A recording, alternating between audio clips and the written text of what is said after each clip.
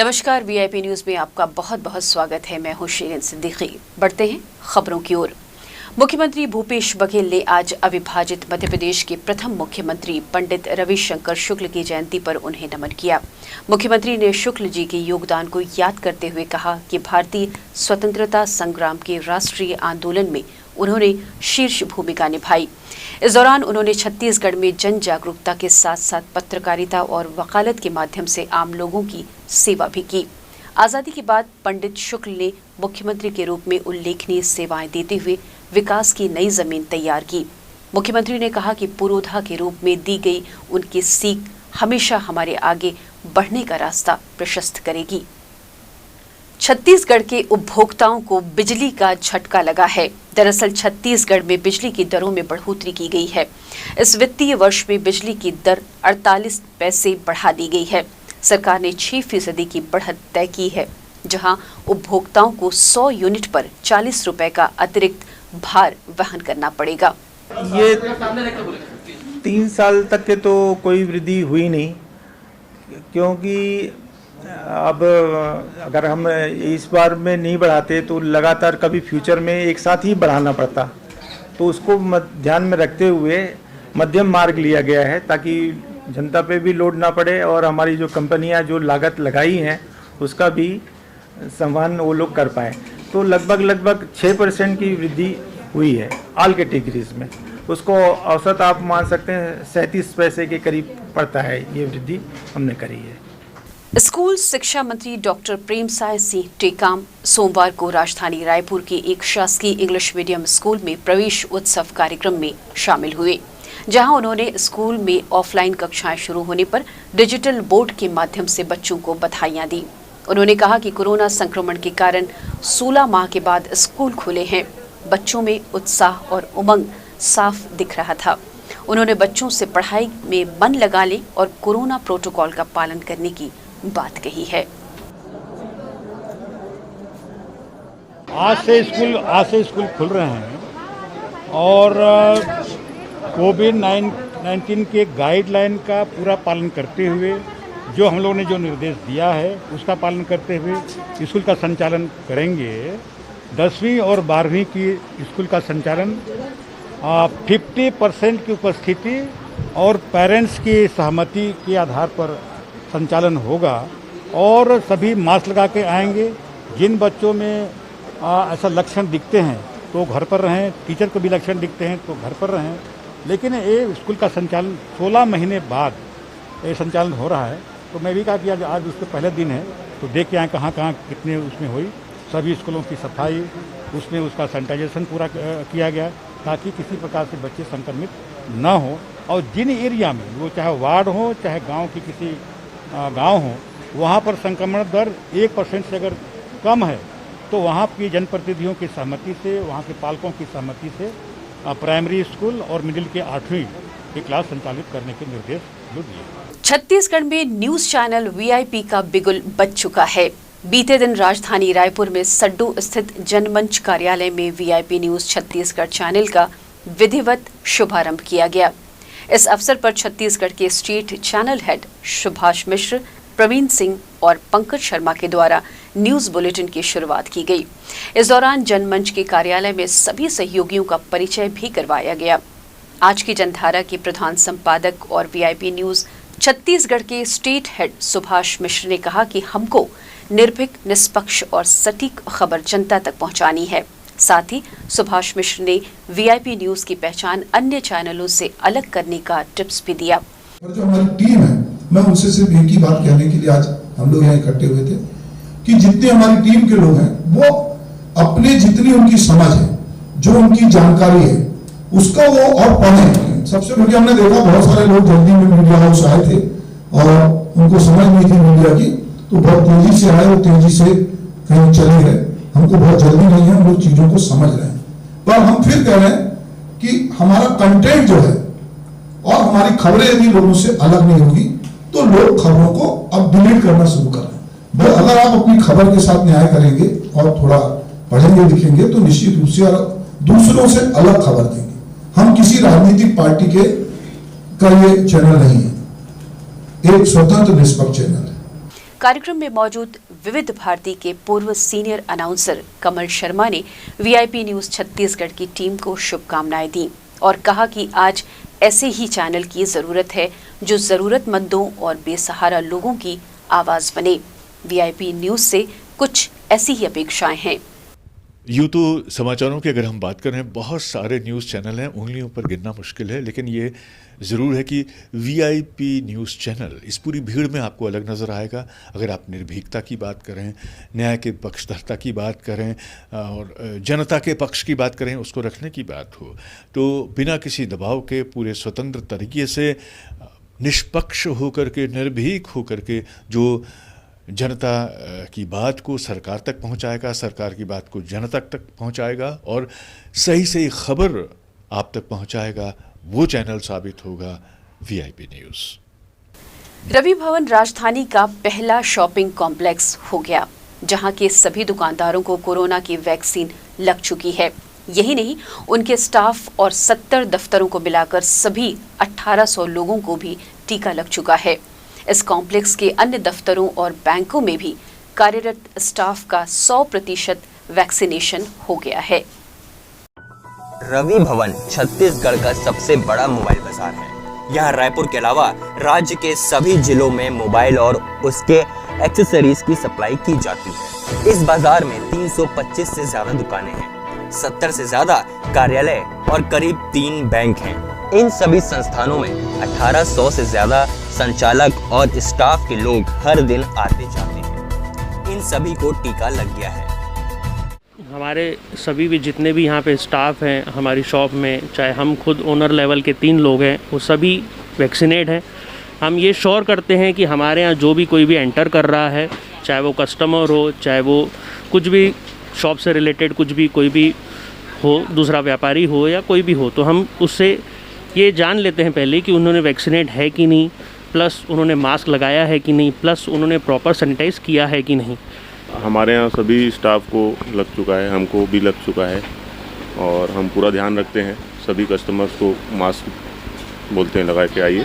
Sir मेरे दोनों dose हो गए वैक्सीनेशन के, मेरे स्टाफ के भी एक डोज हो गए हैं और जो भी हमारे कस्टमर आते हैं हम उनको प्रिकॉशन के लिए बोलते हैं कि मास्क लगाइए और वैक्सीनेशन कराइए। वैक्सीनेशन नहीं कराइए तो नीचे हमारे वैक्सीनेशन दोनों चालू हैं अभी, प्लस टेस्ट भी हो रहा है।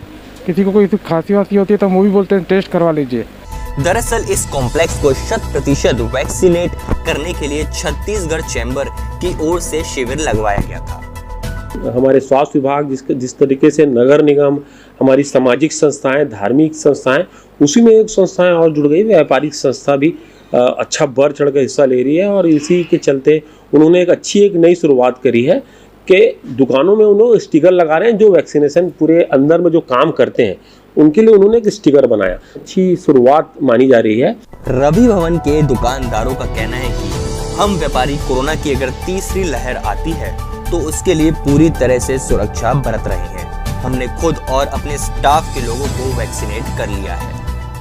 मैक्सिमम 100 पार कर ही ले रहे हैं हम लोग। ये हम लोग कम से कम नहीं तो यहाँ 2 महीने हो रहे हैं चालू किए हैं और तो यहाँ रिस्पांस अच्छा मिल रहा है, तो यहाँ वैक्सीनेशन भी हो रहा है और टेस्टिंग भी हो रही है। रायपुर के लगभग सभी बाजारों में कारोबारियों को टीका लगाने के लिए लगातार शिविरों का आयोजन किया जा रहा है।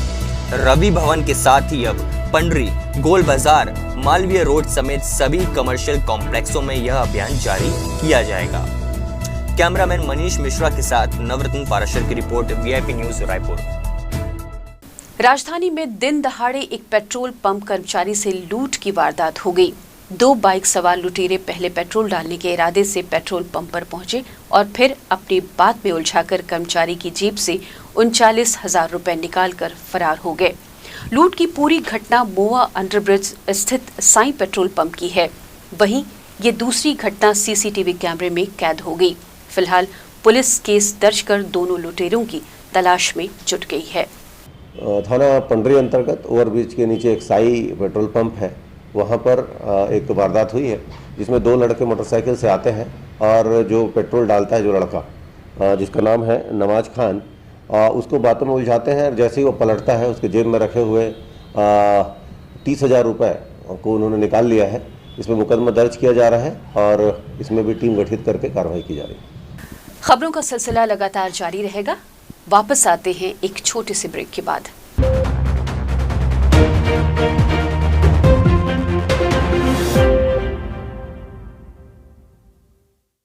हमारा लक्ष्य है खबरें जो जागरूक कर सके जनगण के मन को, खबरें जो बेबाक हो, खबरें जो निष्पक्ष हो, खबरें जिनमें सत्य की अनुगूंज हो, खबरें जिनमें बदलाव का राग हो। आइए खबरों से आवाम को जगाते हैं, झूठ को सच का आईना दिखाते हैं। देश और दुनिया की खबरों के साथ छत्तीसगढ़ की खबरों के लिए देखते रहिए VIP न्यूज, जनधारा 24, सच का आईना।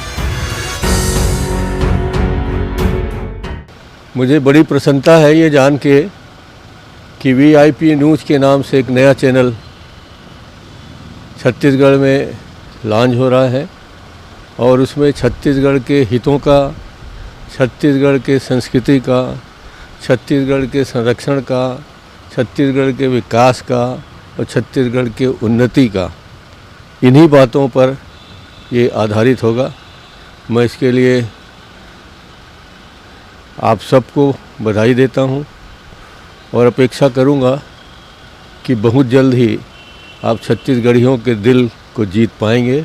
ये मेरी शुभकामनाएं हैं। 1 अगस्त से छत्तीसगढ़ और मध्य प्रदेश के लिए VIP न्यूज़ नए चैनल के रूप में प्रस्तुति की शुरुआत हो रही है। मैं बहुत हृदय से शुभकामनाएं देता हूं और उम्मीद भी करता हूं कि आपके चैनल के माध्यम से समसामयिक बातों को, छत्तीसगढ़ के विकास को, यहाँ के जनजीवन, सामान्य जनजीवन के लिए आवश्यक जो भी समाचार हो उसको प्रमुखता से आपके चैनल में स्थान मिलेगा।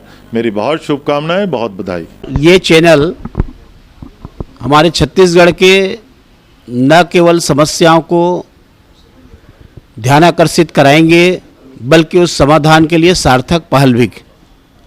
इसके साथ में हमारे छत्तीसगढ़ की जो संस्कृति है, हमारे कल्चर है, लोक शैली, लोक भाषा, लोकगीत और छत्तीसगढ़ की हमारी जो परंपरा है, तीज त्यौहार हैं, आपके चैनल के माध्यम से सबको देखने का अवसर प्राप्त होगा।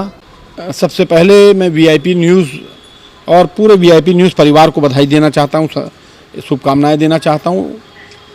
जिस प्रकार से एक पत्रकार, एक मीडिया को होना चाहिए, उस प्रकार से आज की परिस्थितियों को उजागर करना और सच्चाई को बताना अगर कोई कर सकता है तो मीडिया उसको कर सकती। हजारों और लाखों करोड़ों की बातों को अगर हम नहीं पहुंचा पा रहे हैं या अगर जनता तक पहुंचाना है तो उसको सिर्फ और सिर्फ मीडिया उसको पहुंचा सकता है। मैं लोकतंत्र के चौथे स्तंभ मीडिया को धन्यवाद और बधाई देना चाहता हूं। आपके VIP परिवार को भी बधाई देना चाहता हूं। देखो, ये VIP न्यूज़ जो है आज नया आवत है और कोई भी न्यूज़ हो, न्यूज़ तोला मानथन हमन गाँव के आम आदमी की जे बात रखा है। ये चैनल उसी प्रकार के ये प्रदेश के, देश के 1 नंबर चैनल बनाए, ऐसे VIP चैनल पर मोर शुभकामना है। VIP चैनल के शुभारंभ पर मैं VIP चैनल के समस्त टीम को बधाई और शुभकामनाएं देता हूं और यह उम्मीद करता हूं कि जिस प्रकार से समाचार जनता तक पहुंचना चाहिए और जनता की आवाज़ बनना चाहिए, उस कर्तव्य का निर्वहन VIP चैनल और इसकी टीम करेगी।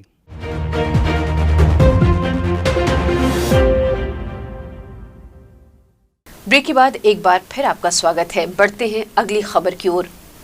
ऐसी मान्यता है कि सावन के महीने में भगवान शिव की आराधना से भक्तों के बिगड़े काम संवर जाते हैं। खासकर इस माह के सोमवार को हर शिवालय में भीड़ देखी जा सकती है।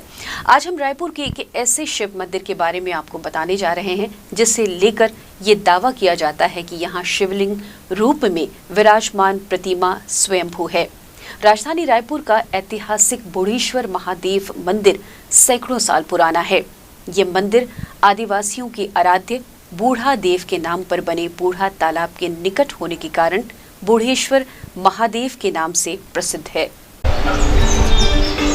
सावन के महीने में राजधानी रायपुर के इस ऐतिहासिक बुढ़ेश्वर महादेव मंदिर में हर रोज सैकड़ों की संख्या में भगवान शिव के भक्त दर्शन के लिए आते हैं और पूजा अर्चना करने के साथ जलाभिषेक भी करते हैं। इस बुढ़ेश्वर मंदिर के गर्भगृह में शिवलिंग के साथ शिव परिवार विराजमान है। यहाँ गणेश, कार्तिकेय और माता पार्वती के दर्शन एक साथ होते हैं। गर्भगृह के बाहर मंदिर के चारों ओर राधा कृष्ण, सीताराम, नरसिंहनाथ, हनुमान, संतोषी माँ की प्रतिमाएं भी स्थापित है। बुढ़ेश्वर महादेव के दरबार में जो भी भक्त अपनी मनोकामनाएं या दर्शन मात्र से उनके सारे बाधाएं मुक्त हो जाते हैं। इस कारण बुढ़ेश्वर महादेव छत्तीसगढ़ नहीं, मध्य प्रदेश नहीं, पूरे देश विदेश में भी बुढ़ेश्वर महादेव का नाम विख्यात है। वहाँ से लोग यहाँ पर दर्शन करने के लिए आते हैं और आज भी इनकी मान्यता है। छत्तीसगढ़ में बहुत सारे शिवालय हैं, जिनमें से बुढ़ेश्वर महादेव मंदिर भी एक है, जहां सावन माह में शिव जी की विशेष पूजा अर्चना और श्रृंगार किया जाता है। भक्त मानते हैं कि भगवान शंकर सभी भक्तों की मनोकामनाएं पूरी करते हैं। बढ़ते हैं अगली खबर की ओर। 2 शराब तस्करों को गिरफ्तार करने में आमा नाका पुलिस को सफलता मिली है। आरोपियों के पास से 1.5 लाख रुपए की अंग्रेजी शराब बरामद की गई। आरोपी कोलकाता से शराब लाकर तस्करी कर रहे थे। दरअसल साइबर और आमा नाका पुलिस टीम को ये सूचना मिली कि टाटीबंद ओवरब्रिज के पास 2 लोग बैग में शराब रखे हुए हैं, जिसके बाद टीम ने मौके पर जाकर तस्करों को पकड़ा। दोनों आरोपी कोलकाता के ही रहने वाले हैं। इनके खिलाफ पुलिस ने आबकारी एक्ट के तहत मामला दर्ज कर लिया है। थाना आमा नाका अंतर्गत ओवरब्रिज के पास 2 व्यक्तियों को अवैध रूप से शराब बेचते हुए पकड़े हैं। इनके पास से 28 बोतल शराब जो कि विदेशी कंपनी की शराब है, लगभग 1.5 लाख रुपए के आसपास की, दोनों को गिरफ्तार करके रिमांड पे भेजे जा रहे हैं। ये पश्चिम बंगाल से लाए हुए थे और यहाँ पर बेच रहे थे। दोनों को गिरफ्तार किया गया। छत्तीसगढ़ विधानसभा चुनाव में मिली बम्पर जीत के बाद से ही कांग्रेस के आला कमान का भरोसा मुख्यमंत्री भूपेश बघेल पर बरकरार है। यही कारण है कि अब तक कई बड़े चुनाव में बड़ी जिम्मेदारी सीएम भूपेश को सौंपी जा चुकी है। वहीं जानकारी ये भी मिल रही है कि इस बार उत्तर प्रदेश के विधानसभा चुनाव में भी भूपेश फॉर्मूला नजर आने वाला है। अब तक हुए चुनावों की बात करें तो कई अहम चुनावों में भूपेश फॉर्मूला नजर आया है। वहीं इन चुनावों में बड़ी जिम्मेदारी मुख्यमंत्री भूपेश बघेल और उनके मंत्रिमंडल के सदस्यों को प्रदान की गई है। जानकारी देते हुए कांग्रेस संचार विभाग अध्यक्ष शैलेश नितिन त्रिवेदी ने कांग्रेस आला कमान को धन्यवाद दिया है। वहीं मुख्यमंत्री भूपेश भरोसे को लेकर कहा कि जितने भी चुनाव में उन्हें जिम्मेदारी मिली है, उनका मुख्यमंत्री और उनकी टीम ने बेहतर निर्वहन किया है। यही नहीं, आगे भी कोई जिम्मेदारी मिलती है तो उसे भी बेहतर ढंग से निभाने की बात उन्होंने कही है। कांग्रेस एक राष्ट्रीय राजनीतिक पार्टी है और स्वाभाविक रूप से अन्य राज्यों में जब चुनाव होते हैं तो छत्तीसगढ़ के नेता, छत्तीसगढ़ के कांग्रेस के कार्यकर्ता वहां पर अपनी भूमिका निभाते हैं।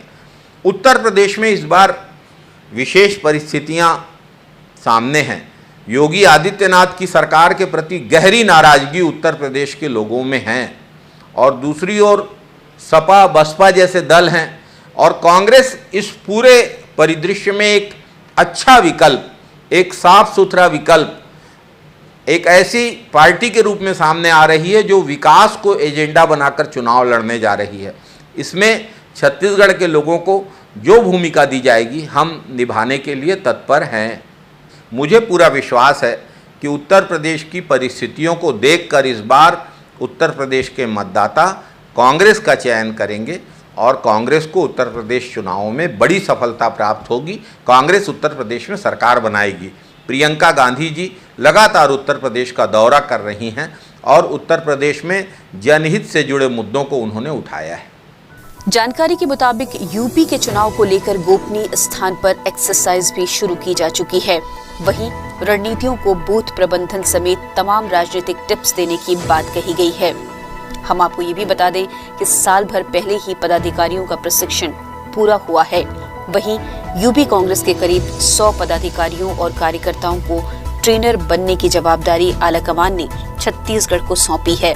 अब देखना ये है कि यूपी चुनाव में भूपेश फैक्टर कितना कारगर साबित होता है।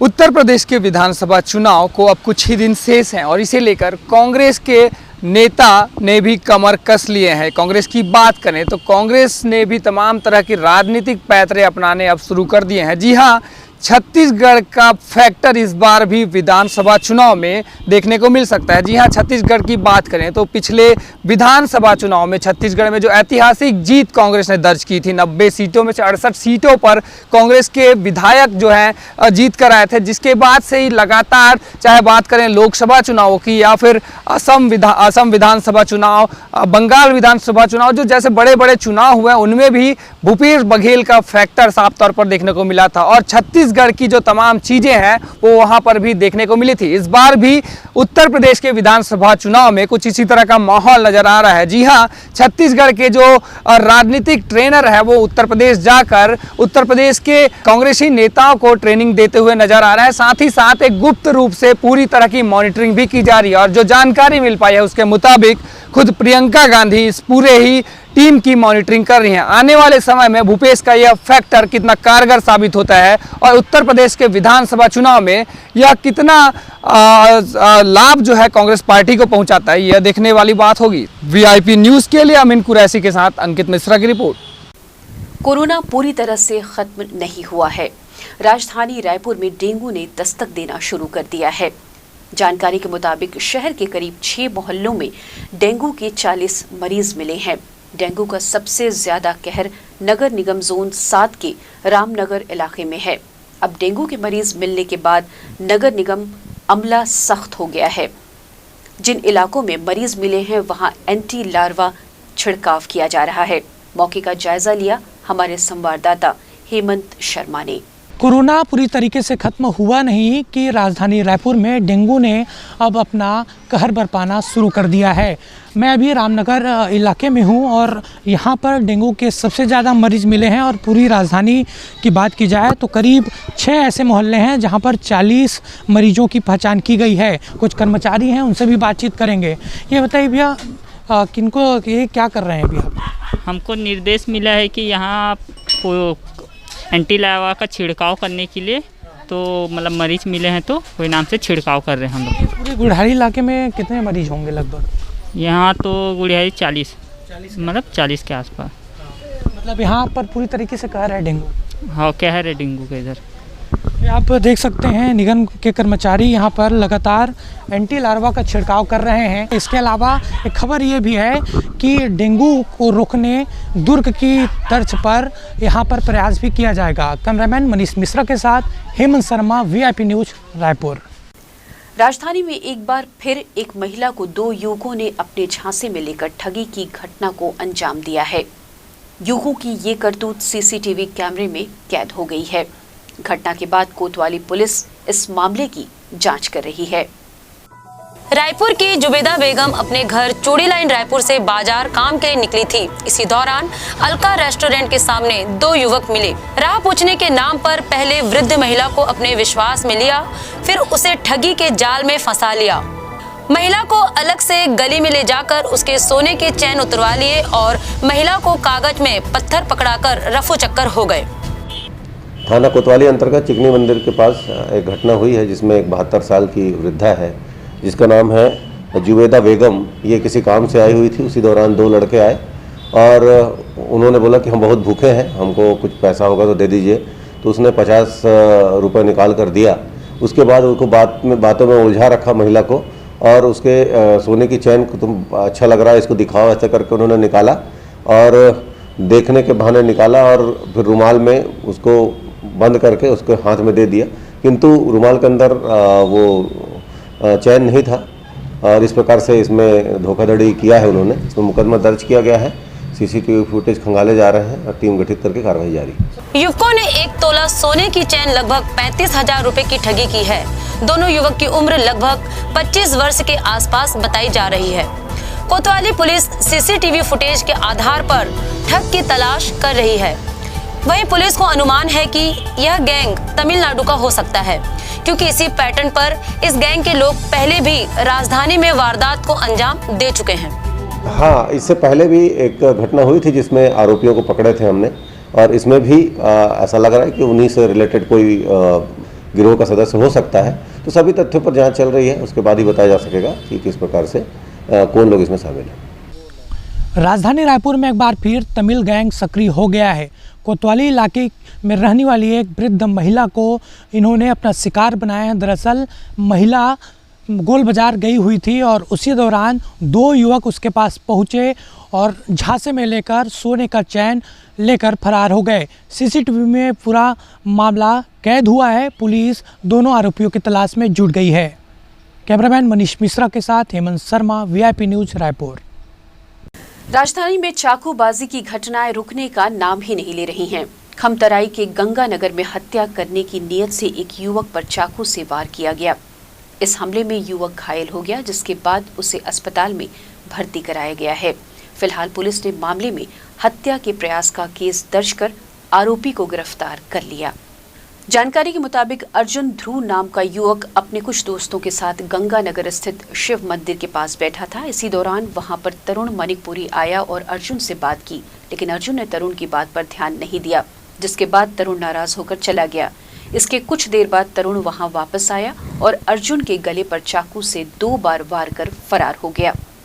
थाना खमतराई अंतर्गत एक अर्जुन ध्रुव प्रार्थी के द्वारा रिपोर्ट दर्ज कराई गई कि वो अपने दोस्त जो विधि के साथ संघर्षरत बालक है उनके साथ बैठे हुए थे।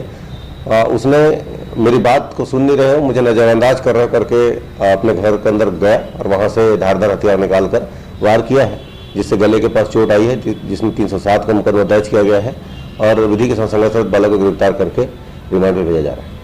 इस बुलेटिन में फिलहाल इतना ही। छत्तीसगढ़ की खास खबरों के साथ फिर होगी मुलाकात। तब तक के लिए नमस्कार।